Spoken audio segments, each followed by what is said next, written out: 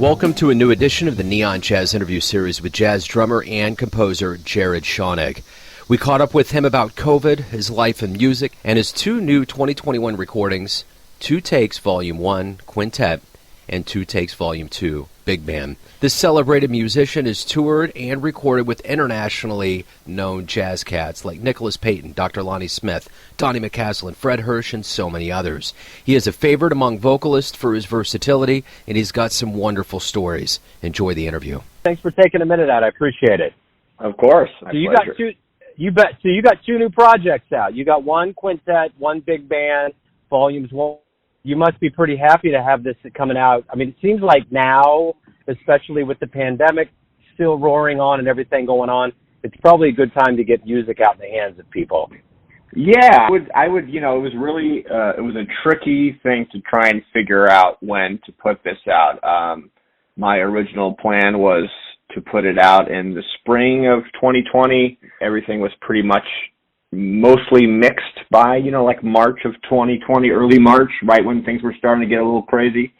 And, I obviously, I didn't foresee what was going to happen, and I wanted the ability to, tour and just have a wide audience for music that people would be, wanting to listen to and not dealing with, I guess, as, the crazy part of life that we all are dealing with.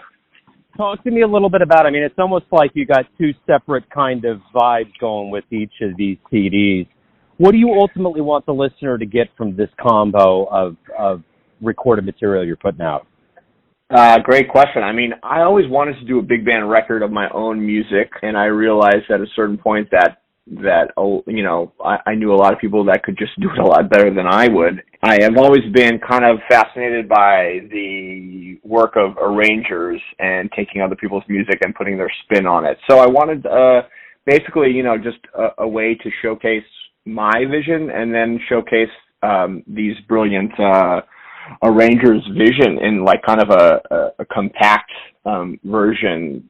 They could easily switch, back and forth from. And I think it's really interesting what they all did with my music, and I love every single one of them for different reasons. And I just love the way the quintet record turned out, because that's, that was my vision. And then I basically, turned over my babies to somebody else and let them do their thing.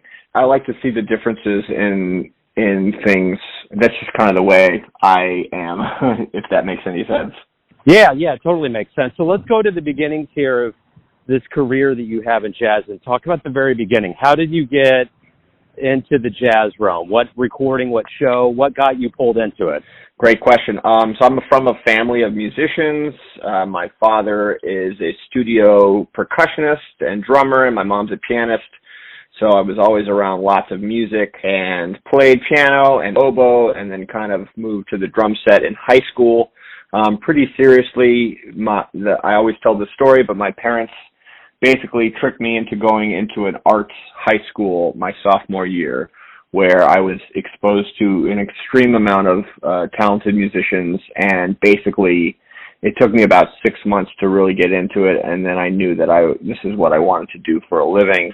I kind of credit the first Ray Brown trio concert I saw when I was a sophomore at Cal State Northridge, which is around the corner from my house. It's like my first big concert that really got me into jazz, because I had come from a kind of a rock background, but then going to this school, Hamilton Academy of Music, and then being surrounded by lots of incredible musicians, including the great Kamasi Washington, who was a senior when I got there and played a lot with, who kind of got me into becoming a jazz guy.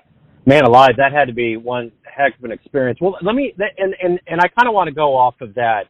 And, sure. You've been around a lot of big names over your career. You've been around Dr. Lonnie Smith, Donny McCaslin, Darcy James. There's been a lot of names. So my question to you is, what did you learn from them that you, in turn, are teaching younger players that you're around? That's a great question. I think a few things that I have learned from kind of, the bigger names that I've played with are actually humility. I've learned that also you don't have to be a dickhead, because none of the great guys that I've played with were ever assholes. Everybody is a truly genuine human being. I kind of like to instill that to younger players who might start to get big heads with who they're playing with, or lose the reason why we all play music is because we love it, not to make lots of money. It's because we love this music called jazz. And I think I've learned a lot from, Dr. Lonnie. Donny McCaslin is an incredible human being. Joe Locke. All these guys are just wonderful, wonderful people. Kurt Elling is a wonderful guy. Lawrence Hobgood. They're all just great people.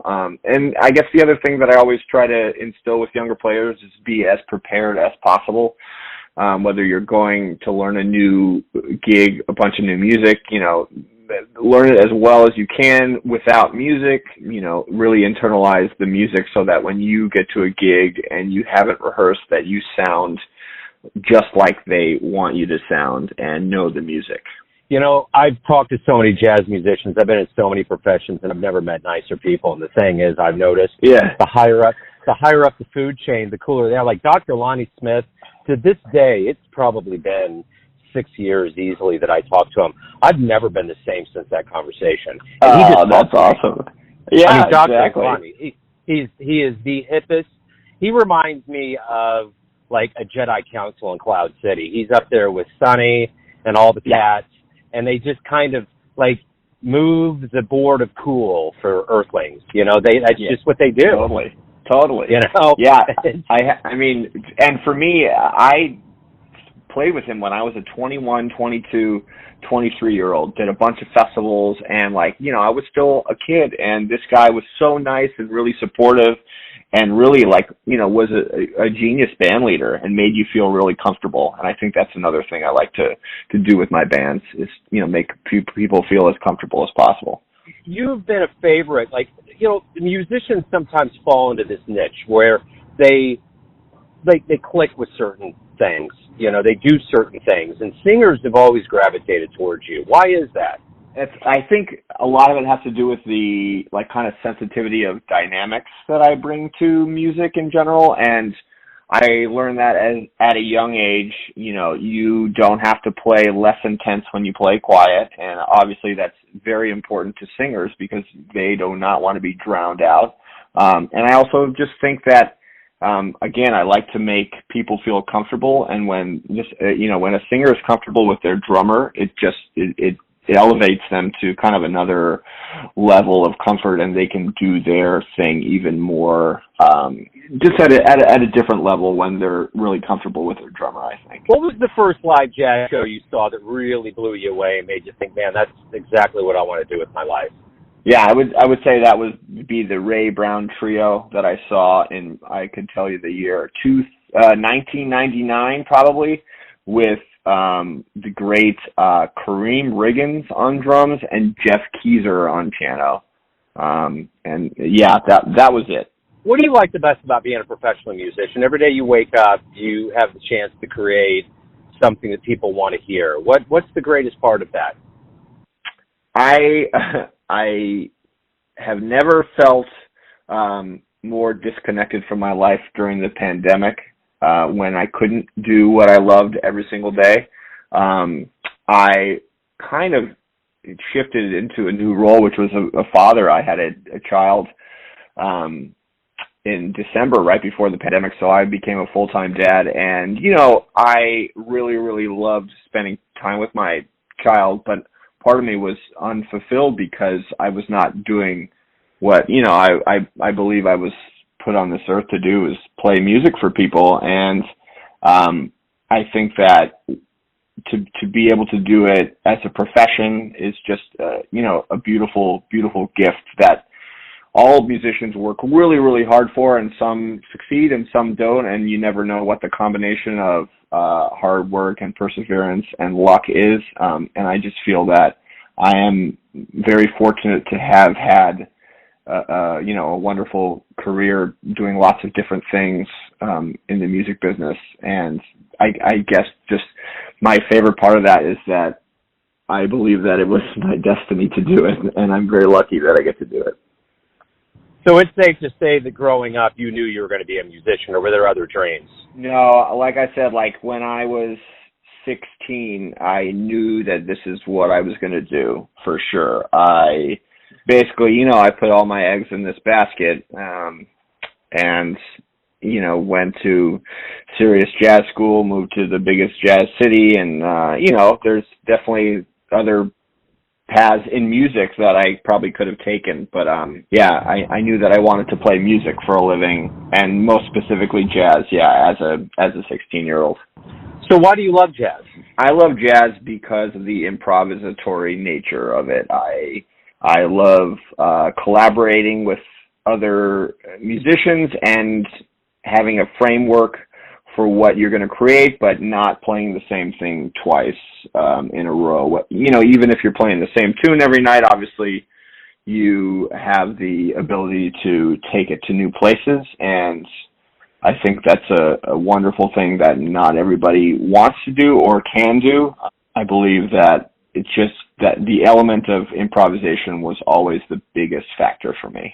The one thing about this pandemic is it's been a big mirror. It's been a big moment for all of us to reflect and to work on ourselves and to become stronger.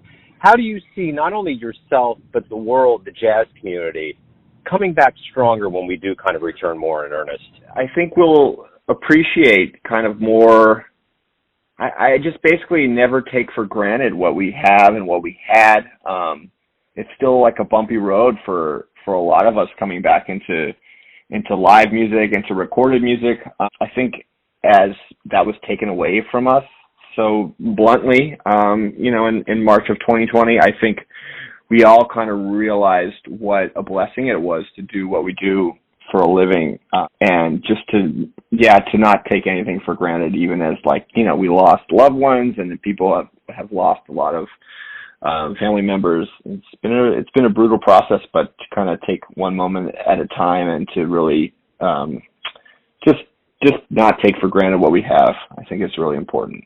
So when we get off the phone, if a jazz DeLorean time machine pulls up in front of your house and you can punch in the digits, go see anybody in the history of jazz, who are you going to see, and who would you want to talk to when they get off stage? Man, that's a pretty awesome question. I would probably choose Miles' second quintet with Herbie, Ron, Tony, and Wayne. And I would probably choose maybe Black Hawk, Live at the Black Hawk era.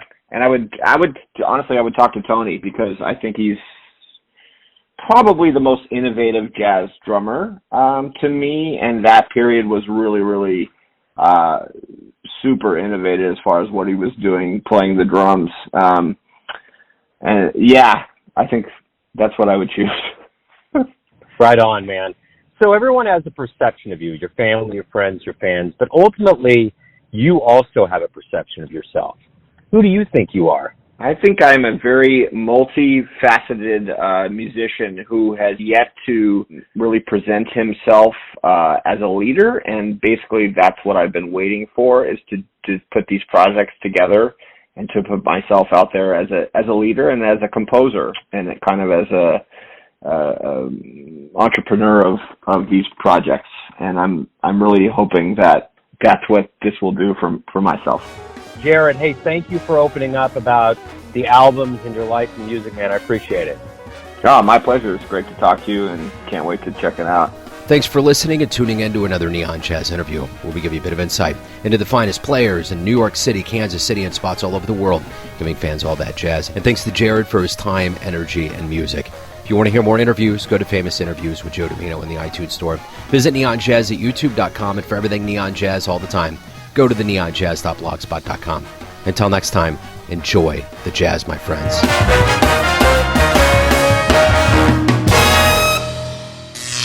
Neon Jazz.